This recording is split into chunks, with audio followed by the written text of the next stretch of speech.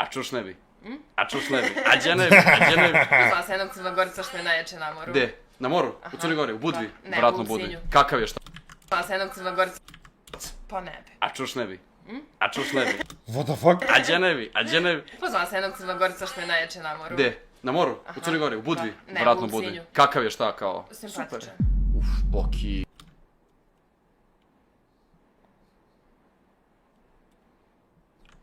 I ulici zove. Sorry, Baku, ja majke mi... Ali ovo je realno, očigledan pokušaj, nije me ostavio zbog Crnogorca, nema sile.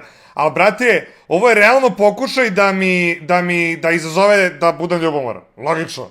Ovo je, brate, ono kao, koji iz srednje škole da je izašao sa nekim kao, znaš, ono, u vezi s nekim pa raskineš, znaš, u vezi s nekim pa raskinete i onda riba oblej sa nekim random likom, čisto da bi ti vidio da bi bio ljubomoran. Koliko je jadno. Navija mi ono, ali, viš... Ja ga zaserim do kraja. Da, ti ga uništiš totalno. Izvini, koji je tvoj hobi?